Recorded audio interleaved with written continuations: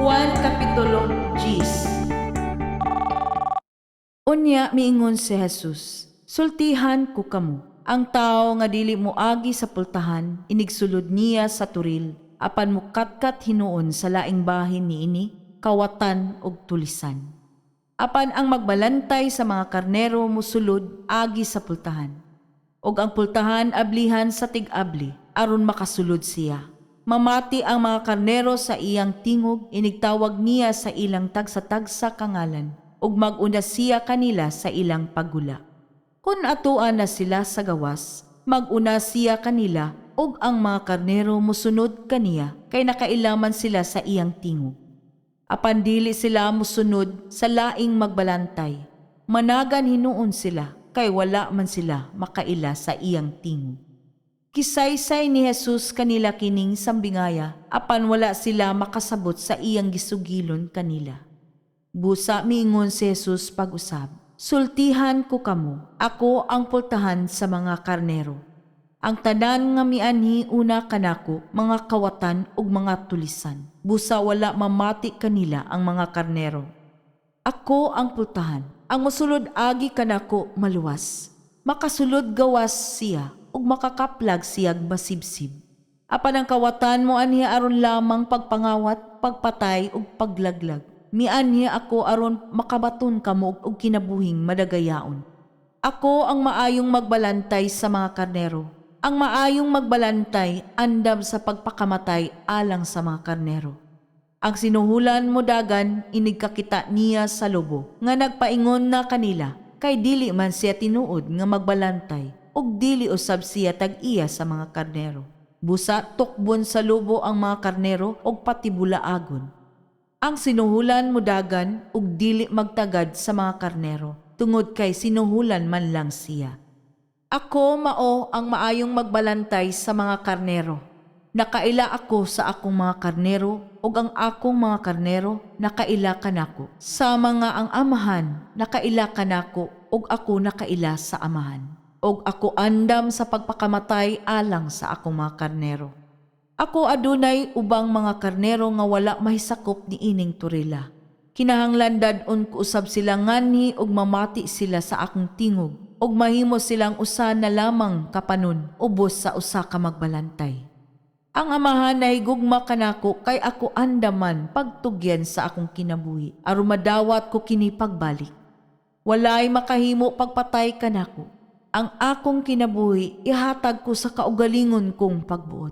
Mahimo ko ang paghalad sa akong kinabuhi ug mahimo ko usab ang pagbawi niini. Mao kini ang gisugo kanako sa akong amahan. Tungod niining mga pulunga, nagkasumpaki na usab ang mga tao. Daghan kanila miingon, giyawaan siya, nabuang siya, nganong mamati man kamo kaniya. Apan ang uban miingon, ang tao nga giyawaan dili makasultig sama niini. Unsaon man sa usa ka yawa pag-ayo sa mga buta aron sila makakita. Ug miabot ang panahon sa pagsaulog sa kasaulugan sa paghalad didto sa Jerusalem, tingtugnaw kadto. Og naglakaw-lakaw si Jesus sa beranda ni Solomon didto sa templo. Mialirong ang mga tao kaniya og miingon, kanos amo man gayud kami sultihi sa klaro. Tug-ani kami sa walay lipod-lipod kun ikaw ba gayud ang Mesiyas. Si Jesus mitubag, kisultihan ko na kamo, apan wala kamo mutuo kanako. Ang mga buhat nga akong gihimo sa ngalan sa akong amahan, mao ang akong saksi. Apan dili kamo mutuo tungod kay dili man kamo akong mga karnero. Ang akong mga karnero mamati sa akong tingog, nakaila ako kanila ug sila nagsunod kanako. Naghatag ako kanila sa kinabuhing dayon ug dili nagayod sila mga matay ug walay makaagaw kanila gikan kanako. Ang akong amahan nga maoy naghatag kanila ngari kanako labaw sa tanan ug walay makaagaw kanila gikan sa amahan. Ako ug ang amahan usara. Unya ang mga tao mipunit na usab og mga bato aron pagbato kaniya. Si Jesus miingon kanila, kipakita ko kaninyo ang daghang maayong buhat nga gisugo kanako sa amahan. Hain man niini ang hinungdan nga inyo man akong batuon. Ang mga tao mitubag, Dili ka namo batuon tungod sa bisan unsang buhat nga maayo, kundi tungod sa imong pagpasipala sa Dios. Tao ka lang, apan nagpaka-Dios ka. Si Jesus mitubag, nasulat sa inyong kaugalingong balaod nga ang Dios mingon, mga Dios kamo. Kung sila nga gihatagan sa Dios sa iyang mensahe, gitawag sa Dios nga mga Dios ug ang kasulatan dili man gayud masayop. Nganong maingon man kamo nga ako nga gipili sa amahan o gipadalangan ni sa kalibutan nagpasipala sa Dios sa akong pag-ingon nga ako mao ang anak sa Dios? Busa ayaw kamo pagtuo kanako kung wala ako magbuhat sa mga buhat sa akong amahan. Apan kun nagbuhat ako niining mga butanga, tuohin ninyo ang akong mga buhat bisag dili kamo mutuo kanako. Aron may balo kamo nga ang amahan ania kanako ug ako anaa sa amahan. Ug dakpo na usab unta nila si Jesus apan miikyas siya.